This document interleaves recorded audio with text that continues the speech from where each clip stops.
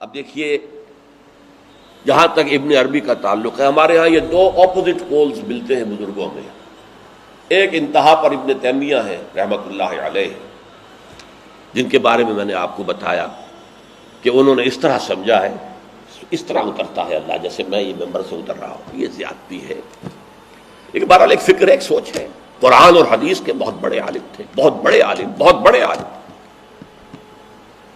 دوسری انتہا پر ابن عربی ہیں جن کا فلسفہ میں نے آپ کو بتایا. تمام صوفیاء ابن عربی کو شیخ اکبر کہتے ہیں، الشیخ الاکبر، اور صرف الشیخ کہیں گے، دی شیخ، تو اس سے مراد ابن عربی ہوگا. اور ابن تیمیہ انہیں کہتے ہیں زندیق، ملحد. یہ دو انتہائیں ہیں. ہمارے ہاں جو عام طور پر اہل حدیث حضرات ہیں وہ ابن تیمیہ کے فالوورز ہیں ان عقائد میں. ان کے ہاں تصور کیا ہے؟ اللہ تعالی ہر جگہ اگر ہے تو صفاتی اعتبار سے، ذاتی اعتبار سے نہیں. وہ تو اپنی جگہ عرش پر ہے، ساتویں آسمان کے اوپر عرش ہے، عرش کے اوپر کرسی ہے، کرسی پر وہ ہے. اب اس میں ایک طرح کی تجسیم بھی آ گئی، محدودیت بھی آ گئی. اس کائنات میں تو اللہ ہے ہی نہیں، تو پھر اللہ محدود ہو گیا نا، وہ تو کسی خاص جگہ پر ہو گیا نا. ایک تصور یہ ہے. اور عام آدمی یہ بھی سمجھے تو ٹھیک ہے، اسے یہ معلوم رہے کہ اللہ ہی رازق ہے، اللہ ہی خالق ہے، اللہ ہی مصیبت سے نجات دلانے والا ہے، اللہ ہی مشکل کشا ہے، اللہ ہی حاجت روا ہے، اللہ ہی، یہ بس اسے معلوم ہو، توحید مکمل ہو گئی. لیکن فلسفہ کچھ اور شے ہے، فلسفہ کچھ اور سوالات پیدا کرتا ہے. جیسے میں نے کہا ہے صفات ذات حق حق سے جدا یا عین ذات. اب یہ فلسفہ ہے. صفات باری تعالی اگر قدیم ہے صفات تو یہ غصہ، یہ تو قدیم نہیں ہو سکتا. غصہ تو کسی کام پر آیا، خوشی تو کسی کام پر ہوئی، یہ قدیم کیسے ہوگا؟ تو عین یا غیر، لا عین ولا غیر. اور جس کو میں تعبیر کرتا ہوں کہ من وجہ عین ذات ومن وجہ آخر غیر ذات. اب اس سلسلے میں علامہ اقبال نے جو بات کہی ہے، جو پروفیسر یوسف سلیم چشتی مرحوم نے مجھے بتایا تھا کہ انتقال سے صرف 3 ماہ قبل یہ اشعار کہے. وحدت الوجود کے، پینتھیزم کے، دونوں کے شدید مخالف تھے علامہ اقبال شروع میں. اسی لیے وہ حافظ کو بھی بہت بڑا گمراہ کن شاعر سمجھتے تھے، اس لیے کہ وحدت الوجود کے عامیانہ انداز میں جو ہے وہ شاعری میں جب اس کو آ گیا ہے تو عوام کے زبان پر جب چڑھا ہے تو وہ اس کے ڈانڈے پینتھیزم سے مل گئے، عوام کے اندر اس کا تصور یہ ہو گیا. لیکن آخر میں انہیں بھی آنا پڑا ہے. تو اے ناداں دل آگاہ دریاب، اے نادان وہ دل تلاش کر جو آگاہ ہو، ہر چیز سے واقف ہو. لا موجود الا اللہ دریاب، لا موجود الا اللہ. وہ جو میں نے آپ سے عرض کیا تھا نا کہ لا الہ الا اللہ کے 3 لیولز ہیں. لا معبود الا اللہ، لا مطاع الا اللہ، لا حاکم الا اللہ، ان الحکم الا للہ، لا رازق الا اللہ، لا خالق الا اللہ. اور دوسرا لیول لا مطلوب الا اللہ، لا مقصود الا اللہ، لا محبوب الا اللہ. اور تیسرا لیول لا موجود الا اللہ. ہمارے ٹاپ کے فلسفی اور صوفیاء اس لا موجود الا اللہ پر پہنچے. اور 12ویں صدی کے مجدد اعظم شاہ ولی اللہ دہلوی رحمۃ اللہ علیہ، انہوں نے اس میں قول فیصل کہا کہ محی الدین ابن عربی کی وحدت الوجود اور شیخ احمد سرہندی کی وحدت الشہود میں باریک سا فرق ہے تعبیر کا، ورنہ وہ ایک ہی ہے. اور اس کو انہوں نے عنوان دیا توحید وجودی. ہندوستان میں ہمارے بڑے ٹاپ کے شاعروں میں سے تھے عبد القادر بید الفارسی کے. اس وقت تک ابھی اردو کا وجود ہی نہیں تھا، اردو تھی نہیں ہندوستان میں اس وقت. تو شیخ عبد القادر بیدل جو ہیں وہ وحدت الوجود کے بہت بڑے قائد تھے.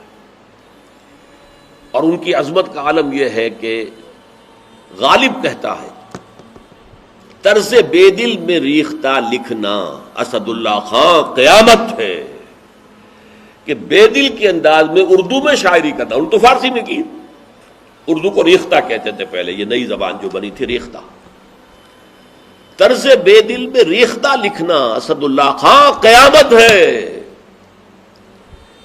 لیکن وہ اسد اللہ خان بھی یہ کہتے ہیں جارو بلا بیار کہ این شرک فی الوجود با گرد فرش سینہ با ایواں برابر است۔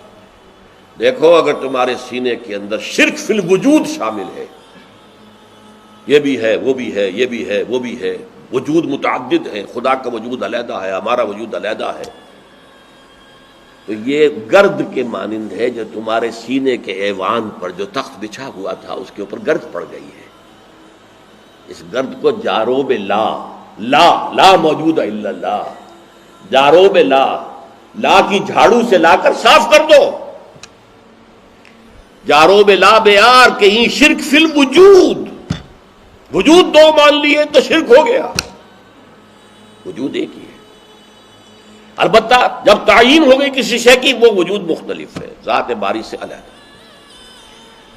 بہرحال یہ مباحث ہیں اس آیت مبارکہ سے متعلق، اور میں نے آپ کے سامنے ساری بات رکھ دی۔ نہ میں کسی کا مبلغ ہوں، نہ یہ دینی مسئلہ ہے، یہ فلسفے کا مسئلہ ہے۔ اب فلسفے میں بہت سے مسائل ایسے پیدا ہو گئے، سائنس کے مسائل ہیں کہ جو کتاب و سنت یا کم سے کم حدیث کی بعض چیزوں سے ٹکراتے ہیں، اب اس میں آدمی غور کرے گا، سوچے گا۔ اسی طریقے سے یہ فلسفے کے مسائل ہیں جو ہمیشہ سے جن پر کام ہو رہا ہے، لیکن یہ دین جو ہے وہ شریعت اور طریقت کا نام ہے۔ حقیقت کو چھوڑ دو، حقیقت جو ہے بس ہے۔ تم سورج مکھی کے پھول بن جاؤ، تمہاری توجہ ہر وقت اپنی اس ذات جو جس نے تمہیں پیدا کیا ہے، حقیقت تو وہی ہے، لیکن سورج مکھی کے پھول بن جاؤ۔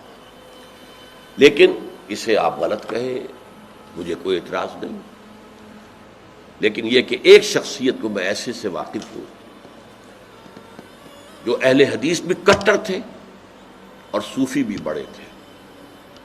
یہ جو ہمارے ہاں مشہور ہے غزنوی خاندان، مولانا عبداللہ غزنوی آئے تھے اور وہ اپنے تصوف کی بعض آراء کی وجہ سے اور بعض اپنی اہل حدیثیت کی آراء کی وجہ سے افغانستان سے نکال دیے گئے تھے، غزنی سے نکال دیے گئے، تو امرتسر میں آ کر آباد ہوئے۔ ان کی اولاد ہے یہ غزنوی خاندان۔ ان میں مولانا داؤد غزنوی رحمۃ اللہ علیہ سے میرا بڑا قرب رہا ہے۔ ان کے پھر بیٹے تھے ابو بکر غزنوی، وہ معروف ہیں، کافی لوگ ان سے واقف ہوں گے۔ داؤد غزنوی رحمۃ اللہ علیہ یہ دو متضاد چیزوں کا مجموعہ تھے، تصوف بھی اور اہل حدیثیت بھی۔ عام طور پر اہل حدیث کی ساری توجہ ظاہر پر رہتی ہے، وہ باطن میں جھانکتے ہی نہیں، اندر نہیں جاتے، فلسفے سے کوئی تعلق ہی نہیں۔ لیکن فلسفہ اور تصوف یہ جڑے ہوئے آپس میں چولی دامن کے ساتھ۔ انہوں نے ایک دفعہ منٹگمری میں جو اب سائیوال کہلاتا ہے آ کر تقریر کی، اہل حدیث مسجد تھی، میں بھی گیا ہوا تھا سننے کے لیے۔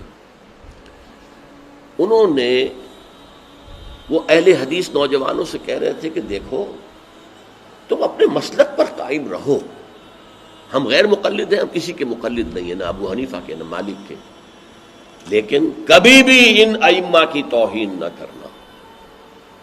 یہ ہمارے عام نوجوان جو کہتے ہیں ابو حنیفہ کو کیا پتا تھا، ابو حنیفہ کے پاس تو علم ہی نہیں تھا، ابو حنیفہ تو جو ہے علم حدیث میں کورے، یہ توہین کے الفاظ کا بھی استعمال نہ کریں۔ اچھا، اس واعظ کے ساتھ انہوں نے مثال دی کہ دیکھیے شیخ محی الدین ابن عربی رحمۃ اللہ علیہ کے سب سے بڑے مخالف شیخ احمد سرہندی رحمۃ اللہ علیہ تھے، دونوں کے لیے رحمۃ اللہ علیہ کہا۔ میں حیران ہو گیا، یہ وہابی آدمی، کٹر وہابی اہل حدیث، اور یہ شیخ ابن عربی رحمۃ اللہ علیہ کہہ رہا۔ خیر میرے دل پر بھی اثر ہوا کہ بڑی وسعت ہے ان کے فکر و نظر میں۔ میری اہلیہ کے چچا تھے، ان کے ایک بیٹے، سب سے چھوٹے بیٹے یہاں مجمع میں موجود بھی ہیں، شیخ فضل الرحمان مرحوم۔ ان کے بہت گہرے تعلقات تھے یہ جو خاندان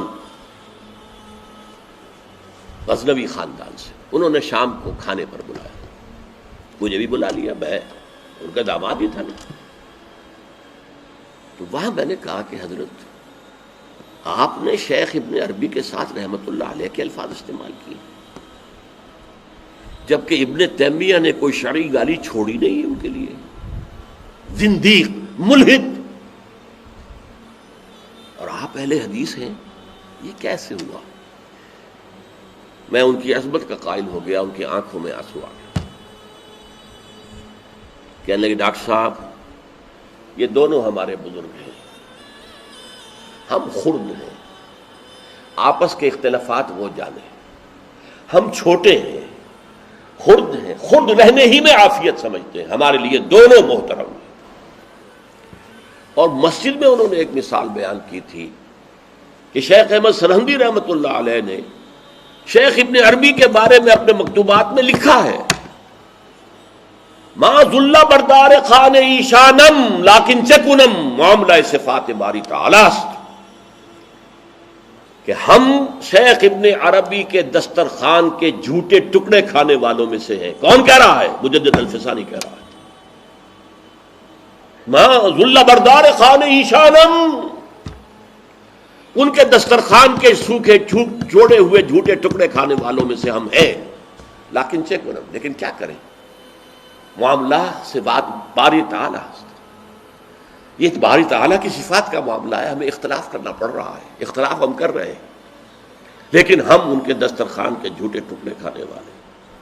یہ کہہ رہے ہیں شیخ احمد سرہندی رحمۃ اللہ علیہ، جن کے بارے میں مشہور ہے کہ ابن عربی کا یا تو مخالف اول ابن تیمیہ رحمۃ اللہ علیہ، اور یا پھر مخالف دوم جس نے جوابی فلسفہ پیدا کیا، وہ شیخ احمد سرہندی رحمۃ اللہ علیہ.